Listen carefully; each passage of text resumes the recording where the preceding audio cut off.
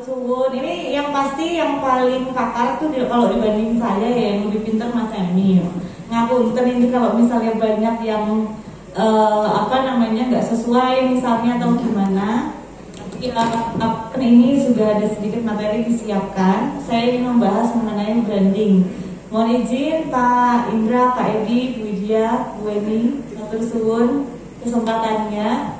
Jadi pada dasarnya ini lebih ke branding, ini sesuai sama tagline-nya, strategi gali potensi pemasaran digital. Sebetulnya kalau gali pemasaran digital ini nggak lepas kalau sekarang dunianya, kalau kita bicara soal dunia maya, kalau kita lebih kerucutin lagi yang mungkin di sini dibahas adalah sosial media, itu memang nggak bisa lepas dari brandingnya atau personal branding yang mau ditunjukin. Ini tuh berlaku Mbak untuk diri sendiri, untuk perusahaan, untuk media, ataupun untuk produk yang jualan di sosial media. Nah, branding sendiri itu sebetulnya kalau singkatnya itu yang pengen kita tahu brandingnya itu apa. Kalau gampangnya adalah persepsi yang ingin kita ciptakan supaya orang lain lihat. Persepsi itu macam-macam. Bisa yang positif, kalau di sini ditulisnya positif, persepsi positif apa yang kita ingin ciptakan. Tapi ada juga strategi branding yang saya lihat sekarang itu nggak mesti positif pun kadang-kadang dia laku, malah justru nyari sensasinya. Ya betul. Kita lihat mungkin bisa dicoba kalau misalnya media, mungkin yang saya pikirkan kalau saya jadi media zaman sekarang itu yang jadi rival, yang bikin makan hati, udah kita kerja capek-capek. Saya tahu banget kerjaannya mas-mas, mbak-mbak di sini tuh kadang-kadang sampai pagi, betul. Ya kan? Nah itu rivalnya pasti adalah akun-akun yang memang sama-sama menimbulkan berita, mending misalnya hoax. Kadang-kadang ya bener, tapi penuh sensasi. Jadi yang di like, yang dilihat, yang di follow lebih banyak tetangga. Pasti tahu ya yang lambe-lambe itu. Itu. Jadi sekarang itu branding itu, kalau zaman dulu branding, personal branding ya harus positif. Tapi sekarang strateginya banyak, mau positif, mau negatif juga bisa. Tergantung kita maunya apa. Next. Nah, happy ngomongin personal branding dan sekarang di zaman sosial media.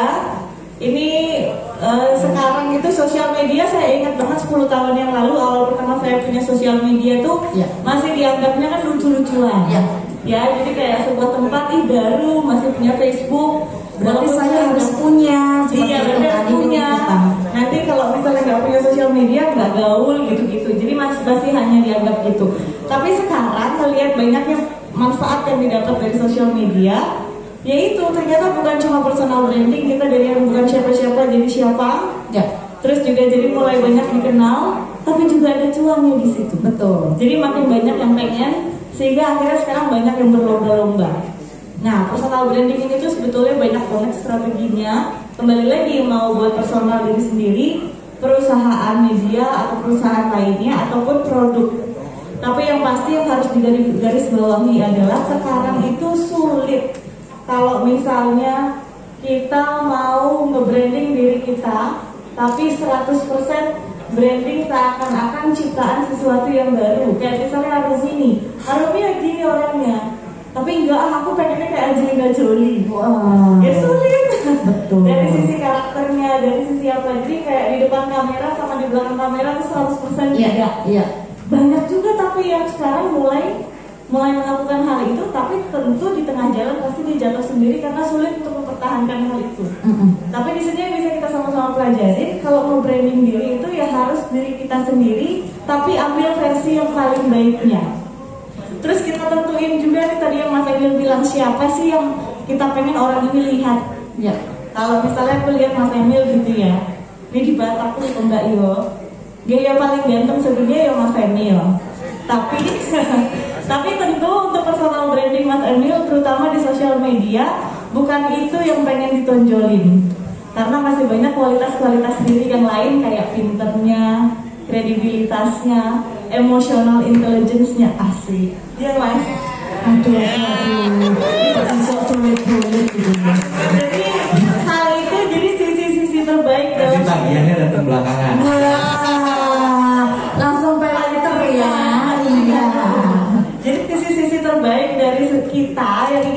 tunjukkan. Dan itu karena Mas Emil sekarang dalam konteksnya adalah pejabat publik, pasti hal-hal tertentu yang ingin dia branding supaya masyarakat yang melihat itu melihat oh ini kredibel, supaya percaya oh ya berarti cocok kalau misalnya saya mau pilih gitu. Beda sama saya nggak punya kepentingan untuk dipilih soalnya yang pejabat Mas Emil. Jadi strategi branding saya sendiri itu pasti saya bisa lebih menjadi diri saya sendiri. Misalnya sisinya kayak sisinya aku yang sekarang, Armil yang begini, terus juga ditambah dengan kehidupan yang bertambah. Kalau dulu masih aktif di dunia entertain, belum punya anak. Nah, semenjak ngikut Mas Emil agak vakum, kemudian ketika mau rebranding kan harus sesuatu yang aku jalanin setiap hari. Gak bisa yang tiba-tiba jomblo lagi, loh mati lampu. Jadi kalau personal branding itu kurang lebih ya seperti itu, dan ini berlaku sekali lagi mau baik personal diri. Jadi kita harus tahu personal branding itu jati diri, baik diri sendiri secara personal atau brand. Sebagai ketua Dekran Hasda, pasti kan banyak ngurusin brand zaman sekarang tuh cobaannya banyak. Soalnya masyarakat yang mau beli tambah kritis. Sekarang sulit kalau misalnya mau jualan nggak ngejelasin deskripsi barangnya, apalagi belanjanya online. Nah kalau dulu kan nggak terlalu, yang penting bagus, yang penting lucu dan harganya terjangkau, nggak dibeli. Tapi kalau misalnya sekarang konsumennya ini lo makin kritis, jadi harus ditulis deskripsinya. Total bohong, jadi jualan gimana caranya kita bisa persuasif atau mempengaruhi, tapi gimana juga kita tetap bisa jujur. Dan juga kredibilitas itu sendiri kayak ada BPOM-nya enggak, ada halalnya enggak, dan seterusnya itu dipertimbangkan ternyata. Jadi kalau misal itu personal branding. Terus kemudian aku tertarik banget sama kata-kata di sini, sensasi. Sensasi itu kira-kira perlu nggak? Itu teman-teman media sebetulnya yang paling tahu. Kalau zaman dulu semua disamaratakan sensasi aja. Tapi kalau zaman sekarang sensasi banyak banget bentuknya. Ada sensasi yang kita kenal dari zaman dulu, ada juga yang sebutannya sebetulnya yaitu clickbait itu di dunia sosial media. Tapi kira-kira sebetulnya perlu atau enggak sensasi? Perlu atau tidak teman-teman? Karena tadi juga pasti ada hubungannya sama judul terbiak Mas Emil ya. Berarti kan itu juga sensasi. Perlu katanya. Sensasi itu kalau bahasanya Mas Emil itu sensasi itu adalah resiko yang harus diukur. Jadi resiko yang terkalkulasi. Jadi sama kayak kalau nggak ngambil resiko sama sekali nggak kemana-mana, nggak ada yang ngeklik. Tapi kalau ngambil resiko pun harus terkalkulasi. Karena zaman sekarang orang netizen yang budiman ini luar biasa. Nggak bisa kita kelihatan celahnya sedikit aja. Pasti ketahuan. Oh ini mau clickbait, tapi clickbaitnya bisa dibalikin lagi jadi bumerang buat kita sendiri. Dan itu kurang lebih. Udah bisa slide-nya. Next. Baik, tentunya kita izin sambil menunggu ini sudah hadir bersama dengan kita Mas Warmin, Direktur Bisnis dari Konten Solo Post. Halo. Ini langsung nih datang ya, mohon izin kita datang di Kota Solo membuat keributan, Mas. Izin dilanjutkan. Jadi bukan datang untuk baik-baik. Oke, ini sambil monggo diunjuk loh, Mas. Mbak, monggo unjukannya. Iya. Oke. Nah, jadi ada beberapa hal.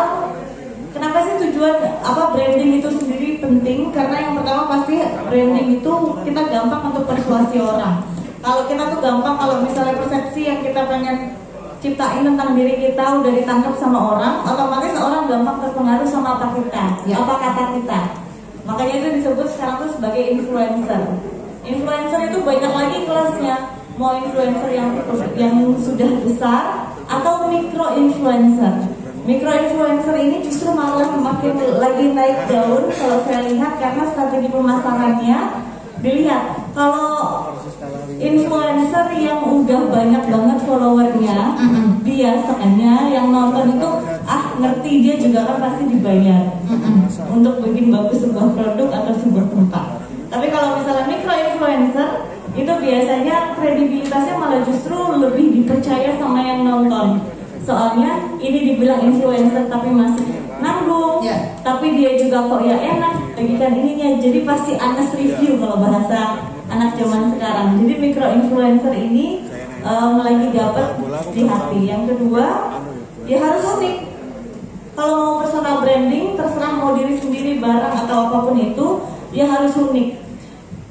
Contoh kalau misalnya teman-teman media, pasti kan antara media satu dengan media yang lain pasti beda. Ada yang memang bidangnya di berita, ada yang memang bidangnya di entertainment, ada yang bidangnya di makanan. Nah, di berita sendiri nanti kebagi lagi. Ada berita yang bagaimana, cara penyampaian bagaimana, ada yang dikemasnya berita berat jadi ringan, ada berita ringan jadi berat, dan macam-macam lain sebagainya. Nah, ini akhirnya bikin kita positioningnya bagus. Kemudian ada kesan, dan juga yang paling utama sebetulnya adalah kualitas diri. Kualitas diri ini adalah hal yang paling penting, karena kalau di sosial media tuh saya lihat tuh zaman sekarang kayak kita itu hidup di rumah kaca. Jadi dari luar tuh bisa nembus kelihatan ke dalam. Jadi sulit, yang tadi saya bilang. Sulit kalau kita mau menciptakan branding yang total 100% baru, kayak bukan diri kita sama sekali, itu sulit. Jadi ciptain branding, bagaimana caranya itu masih diri kita, kualitas dirinya masih ada di kita, value-nya juga masih asli dari kita, tapi kita kemas secantik mungkin supaya itu bisa kelihatan lebih besar daripada yang ada. Berarti tetap